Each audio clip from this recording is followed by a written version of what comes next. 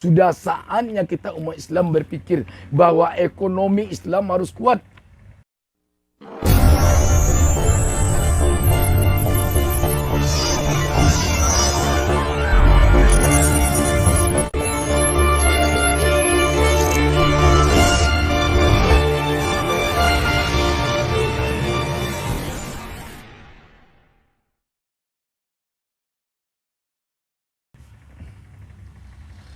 Assalamualaikum warahmatullahi wabarakatuh.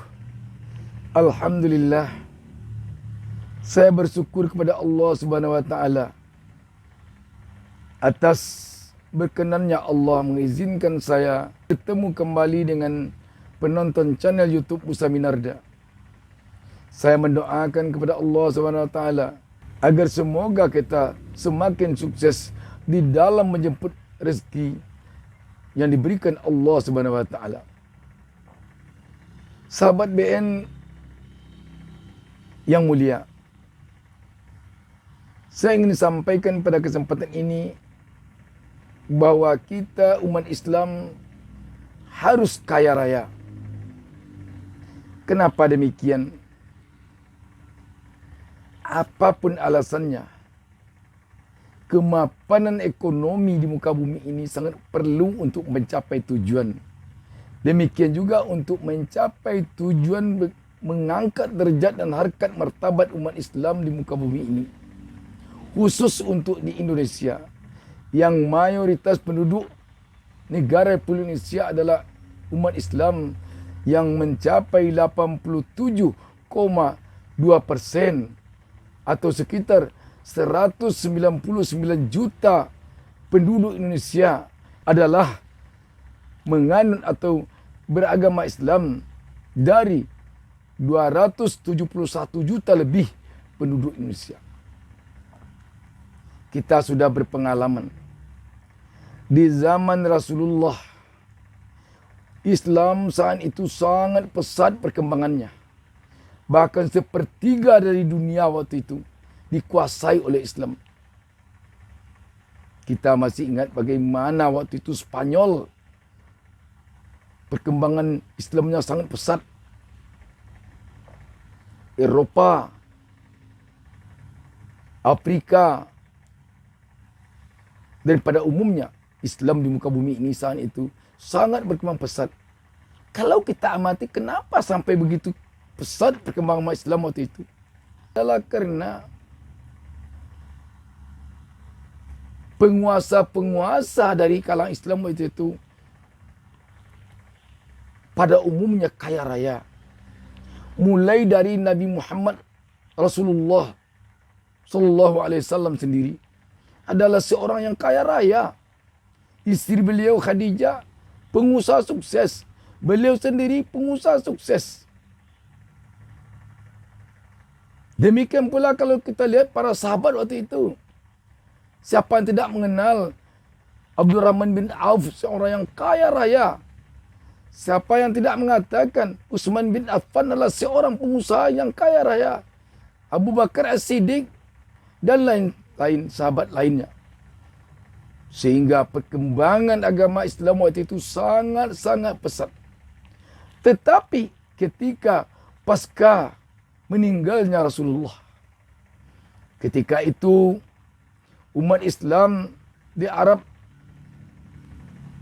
sibuk dengan menentukan siapa yang akan jadi khalifah pengganti Rasulullah. Dan fenomena yang terjadi waktu itu malah perseteruan antara umat Islam dalam menentukan siapa yang akan jadi khalifah. Ini terbukti dari 4 orang khalifah, 3 di antaranya mati terbunuh. Melihat fenomena ini, Yahudi berpikir, ini merupakan kesempatan emas, kata Yahudi. Ketika itulah Yahudi berpikir, selama ini Islam berkembang pesat dan sangat menakutkan kita. Sekarang kita punya kesempatan bagaimana Islam mundur. Kita sudah mengetahui selama ini kata Yahudi bahwa pesatnya perkembangan Islam adalah kerana Islam waktu itu menguasai ekonomi dunia. Sekarang kesempatan kita untuk melumpuhkan ekonomi Islam. Caranya, Yahudi membuat hadis-hadis palsu dan dia susupkan ke tubuh Islam dengan memasukkan ke pikiran-pikiran umat Islam bahawa ekonomi ini bukan menentu orang masuk surga. Bahkan sampai memberikan keyakinan bahawa orang kaya itu lambat masuk surga dibandingkan orang miskin. Muncullah hadis-hadis palsu yang berbagai macam bentuk yang mengatakan, yang meyakinkan umat Islam bahawa umat Islam akan cenderung masuk neraka kalau dia kaya. Dan umat Islam akan masuk surga kalau dia miskin. Sampai pada pemikiran, dunia ini tidak ada gunanya. Kita hanya sementara. Yang lama untuk kita di akhirat. Untuk apa kita di dunia ini mengumpulkan harta? Untuk apa kita di dunia ini memperkuat ekonomi? Toh kita nanti akan mati juga. Disampaikan itu terus. Disampaikan itu. Malah diyakinkan umat Islam bahwa tidak ada gunanya dunia ini. Yang berguna hanya akhirat. Hadis-hadis palsu yang masuk ke tubuh Islam waktu itu membuat Islam tidak berfikir lagi untuk dunia. Lambat-lambat umat Islam mundur dari segi ekonomi. Dan akhirnya ekonomi Islam semakin mundur, semakin mundur, semakin mundur. Dan inilah cita-cita Yahudi. Namun ketika masa telah berlalu, ketika melihat kondisi umat Islam di sana sini sudah surut, di Spanyol Islam sudah surut, akhirnya bagaimana? Ketika terjadi seleksi terhadap hadis-hadis, maka ditemukanlah hadis-hadis palsu itu. Begitu. Jadi menurut Yahudi, kalau ingin melumpuhkan Islam, lumpuhkan ekonomi umat Islam. Kalau tidak dengan demikian, tidak akan bisa. Sebab kalau dilumpuhkan dari segi ideologi, dari segi keyakinan, umat Islam itu keyakinannya sangat kuat. Saya masih ingat, ada guru saya di kampung yang juga kakek saya. Dia seorang ulama di kampung. Kakek saya itu memesankan kepada saya waktu belajar agama dengan dia. Bos, kamu kalau berjalan di muka bumi ini harus menundukkan kepala ke bawah. Artinya, kamu jangan sampai menganggap dunia ini ada gunanya. Tidak ada gunanya dunia ini. Yang berguna hanya akhirat. Tidak ada gunanya kamu sekolah. Tidak ada gunanya kamu jadi orang nanti berkecukupan di dunia ini. Semakin miskin kita di dunia ini akan semakin cepat kita nanti masuk surga. Itu kalau beliau. Sampai sekarang masih teringat oleh saya itu. Saya lihat memang beliau berjalan tidak pernah kepalanya tegak. Tapi berjalan menunduk ke bumi. Itu maksudnya. Bahwa tidak perlu dunia ini dicintai. Kita harus mencintai akhirat saja. Memang hidup beliau Senin Kamis saja sampai mati. Sekarang kita sudah saatnya, terutama di Indonesia ini, untuk memajukan ekonomi Islam. Mari kita tanamkan ke dalam jiwa umat Islam, ke dalam jiwa kita masing-masing. Innamal mu'minuna ikhwatun. Sesungguhnya orang mukmin itu bersaudara. Mari kita perlihatkan persaudaraan kita dari segi meningkatkan ekonomi Islam. Contoh, kalau ada pengusaha Islam yang telah maju seperti Ustaz Yusuf Mansur, kita harapkan beliau di samping memotivasi kita setiap hari dengan ceramah-ceramahnya di YouTube dan di televisi serta di radio, mari kita harapkan bahwa orang-orang seperti Ustaz Yusuf Mansur dan pengusaha-pengusaha lainnya membimbing kita-kita yang masih di bawah. Mari kita harapkan seluruh pengusaha Islam ini bimbing-membimbing, tarik-menarik yang belum punya minat untuk jadi orang kaya. Bagaimana agar punya minat jadi orang kaya? Kalau sudah kaya nanti, tolong tarik yang di bawah naik ke atas. Kalau dia punya toko satu, yang ada toko tiga, menarik yang punya toko satu supaya tokonya tiga pula. Kalau ada orang Islam yang sudah punya mall, menarik yang punya toko supaya nanti bikin mall pula.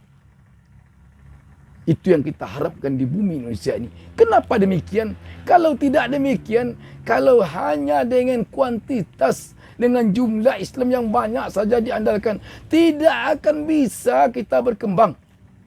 Buktinya, kalau umat Islam memilih seorang gubernur,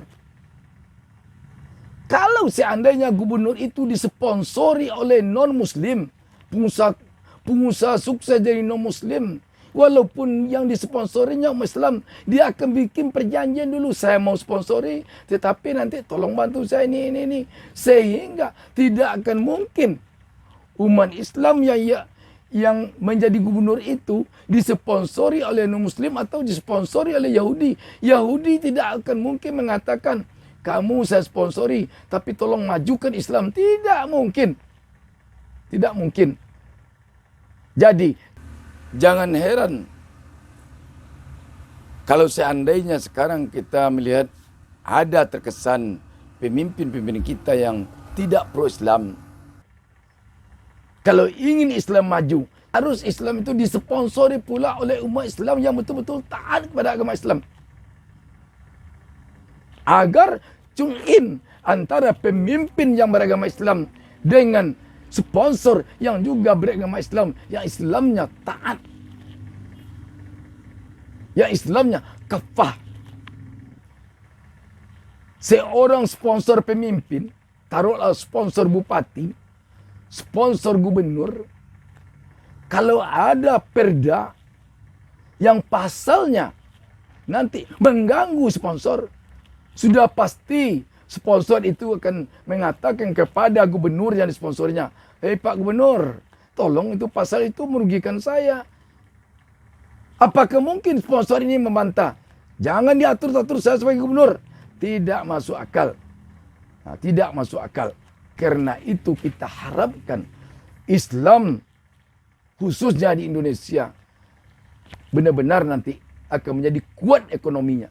Harus kuat ekonominya. Gitu. Sekarang kita lihat di era corona ini yang paling menderita adalah umat Islam, terutama umat Islam di Indonesia. Kenapa saya katakan demikian?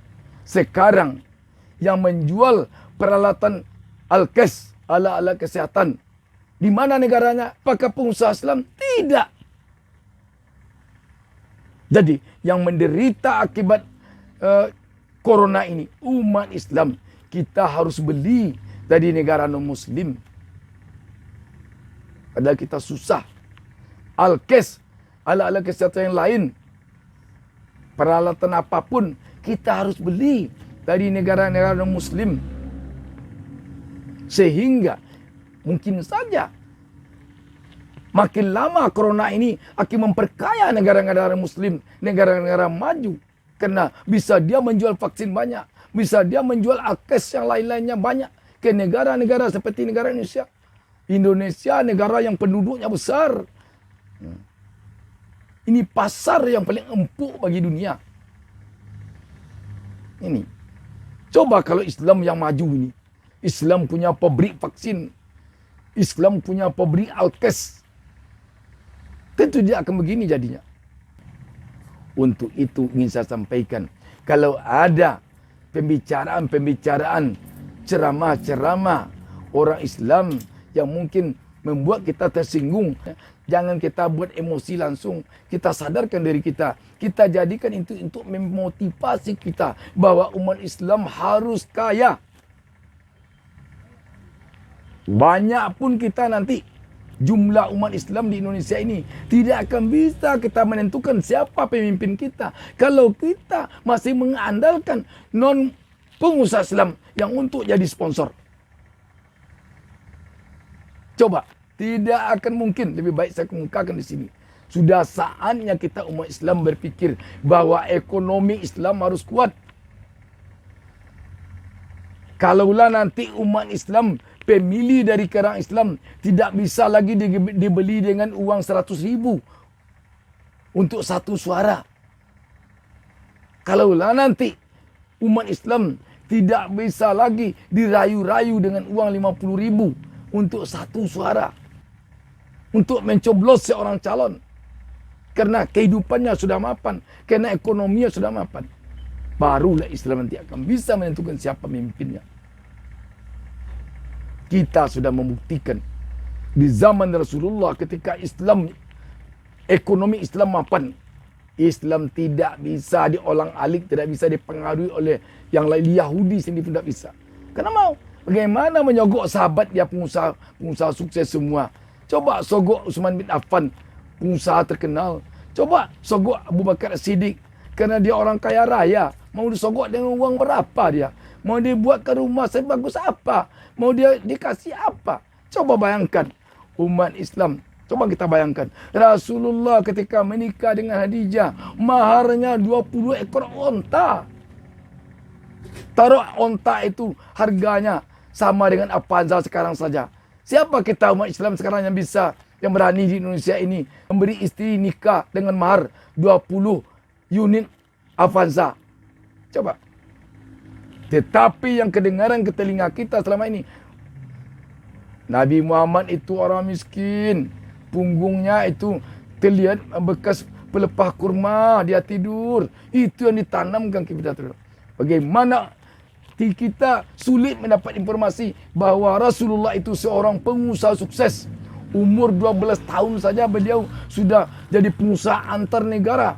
Beliau sudah sampai ke Yaman, ke Yordania berusaha berbisnis. Tapi itu tidak mengemuka, itu tidak tersebar. Kita tidak tahu selama ini, sulit kita, masyarakat banyak ini tahu seluruhnya bahwa Utsman bin Affan itu seorang pengusaha terkenal. Sulit kita mendengar, sulit kita dapat informasi bahwa Abu Bakar As-Siddiq itu seorang pengusaha sukses. Bahkan kita sulit mendengar dapat informasi bahwa Abdurrahman bin Auf itu seorang pengusaha terkenal, orang kaya raya. Yang kita kenal selama ini, umat Islam itu miskin.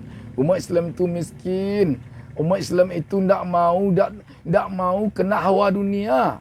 Kerana dia mau surga. Maaf kalau apa yang saya sampaikan ini mungkin agak bertentangan kita selama ini. Tetapi saya ingin menyampaikan ini kerana saya merasakan sekarang ini bagaimana hidup susah selama Covid. Saya rasakan.